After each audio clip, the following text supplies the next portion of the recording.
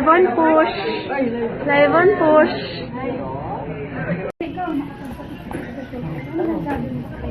Si Ate Angel po sa everything sa mga sa amin. Kaya nakakatuwa po sa third party. Mas pinakita na po na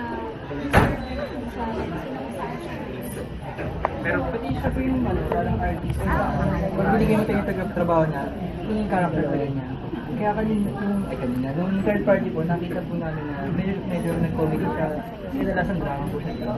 Yun naman po parang nag-rally, comedy lang. Kaya yung palabas, naging ganun din. Nadala niya talaga. Yung experience nila sa showtime, nalagyan si Angel, sabi ng mga hashtags, ikaw lang daw nakakapag-enable sila. Anong sabi? Paano mo na-approach si Angel? Kasi maraming powers din yung tumagagtak. Nantay ko siya sa phone sa house area talaga.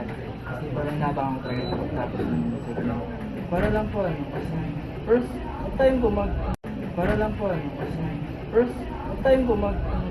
sa crush ko.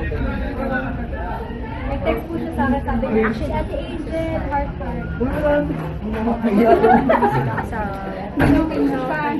Anong sabi mo? Anong reaction mo? Nag-nervous po siya. Ay, sorry. Wow! Hindi po, nakakatawa po kasi first time Ay, showbiz po yun.